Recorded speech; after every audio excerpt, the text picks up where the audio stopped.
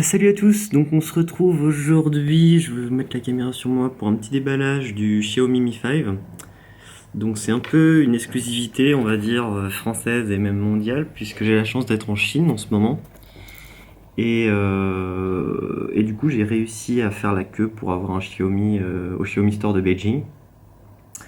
Et du coup, je fais partie des 4 millions qui ont réussi à avoir a réussi à réserver le téléphone, puisqu'en fait on l'a réservé que lundi. Et là, il m'a envoyé un SMS hier, comme quoi je pouvais aller le chercher. Donc, il est enfin là, on va passer au déballage. Donc, ouais, il y avait un énorme engouement autour de ce téléphone. En gros, moi j'ai fait partie des 100 premiers à l'avoir pour le store en physique, sachant qu'on pouvait aussi l'avoir en ligne. Mais ouais, comme je vous ai dit, 4 millions seulement de chanceux, quoi. Donc là, ça on s'en fiche, c'est une petite case, ça c'est un film de protection. Et le téléphone. Donc quoi dire de beau sur ce téléphone Du coup téléphone très attendu, téléphone pas très cher. Donc en Chine il est à 2000. Moi j'ai pris le modèle 64 Go, donc il y avait le choix entre le 32 Go blanc et le 64 Go blanc. Moi à la base je voulais le 64 Go noir, donc je pense que j'aurais pas de mal à revendre celui-là pour me racheter un noir par la suite. Donc il était à 2300 yuan. Donc ça fait un petit peu plus de 300 euros. Bon, on va pas se cacher que c'est très très honnête pour un téléphone donc qui est le premier à intégrer le Snapdragon 820.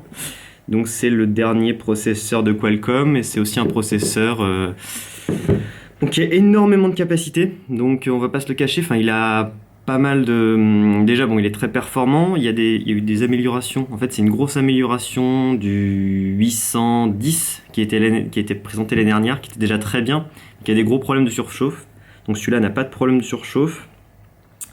Et a priori, on ne sait pas encore, il faudra voir par rapport au test, puisque c'est le premier téléphone qui l'intègre aussi, le Xiaomi Mi 5, en vente.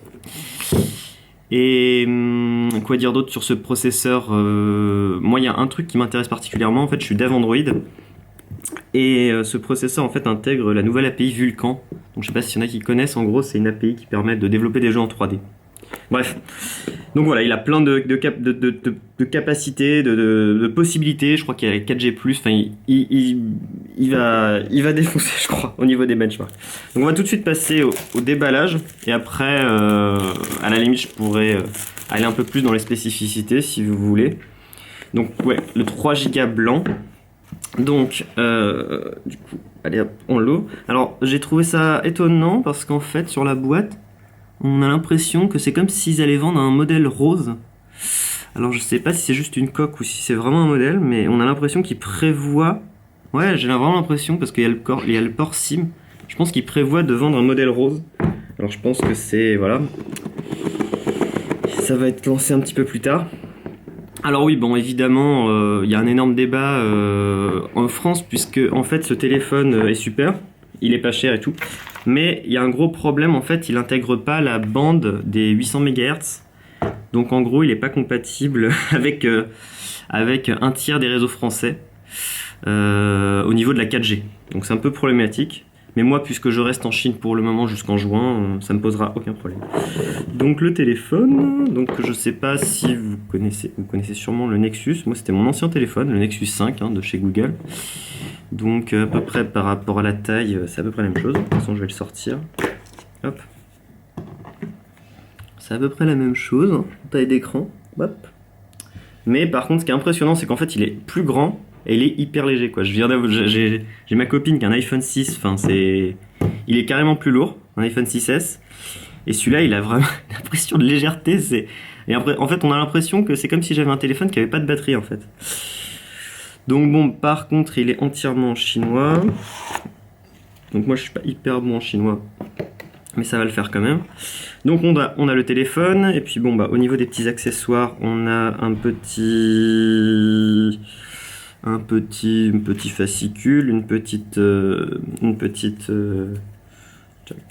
ouais, un petit truc pour enlever la SIM. Le chargeur, bien évidemment.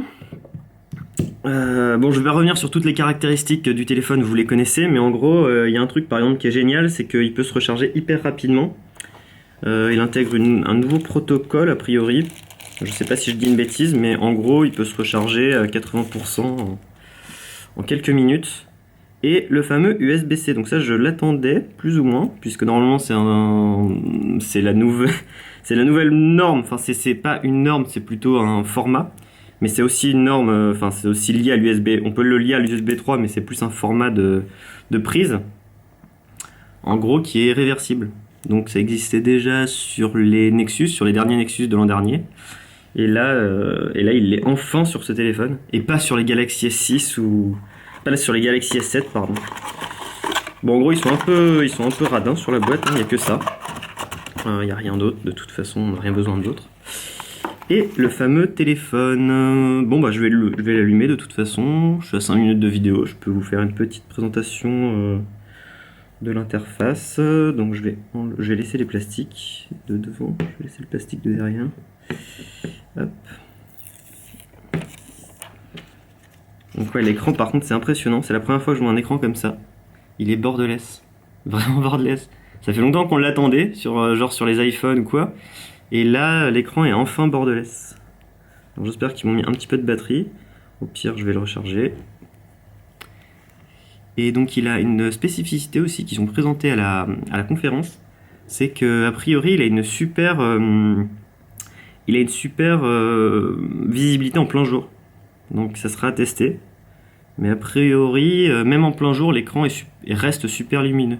Enfin, je sais pas si vous voyez un petit peu. Mais l'écran, il est impressionnant parce qu'en fait c'est un écran LCD. Et on a presque l'impression que c'est un écran OLED en fait. Je sais pas comment ils ont fait pour traiter leur dalle comme ça. Mais moi sur mon écran de Nexus, ça fait pas du tout la même chose. Du coup, ah bah c'est super. On peut choisir l'anglais direct.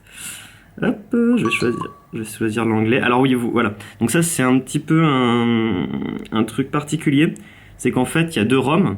Il y a une ROM internationale qui va être lancée pour l'Inde, les Philippines, etc. Et une ROM chinoise qui n'a pas le Google Play. Alors bon, ça peut s'installer après. Mais en gros, c'est pas la même ROM. Du coup, j'ai que l'anglais et le chinois et j'ai pas le Google Play. Voilà, donc on arrive au moment où il me demande de choisir la fameuse MIUI. Donc faut savoir que moi je suis pas du tout un utilisateur de MIUI. J'utilisais avant un téléphone. J'utilisais toujours Android Socks. Donc c'est l'Android en fait de base.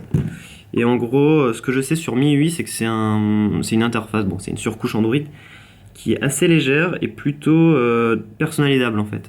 C'est sur ça qu'ils ont été reconnus dès le début. Donc en gros, on a le choix entre plusieurs thèmes. Bon, bah, je vais choisir le thème de base, on va dire. Thème par défaut.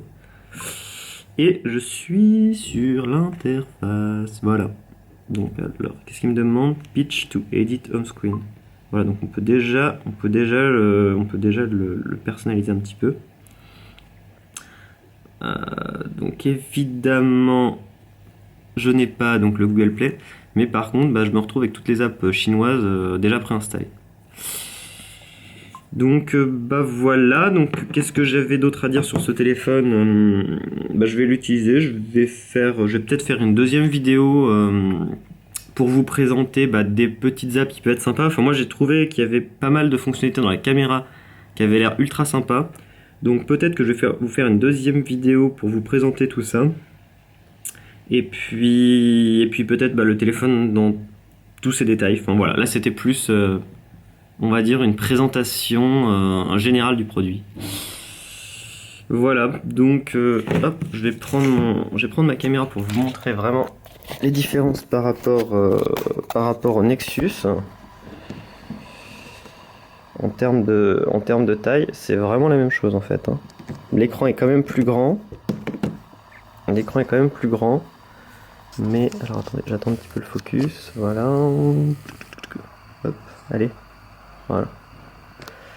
Ouais, c'est vraiment la même, c'est presque le même form factor, mais le Mi Note est plus bordelaise, donc il prend moins de place, et il est aussi léger. Voilà, bon bah je vous retrouve pour une prochaine vidéo, présentation plus en détail, et je vous dis à plus, salut!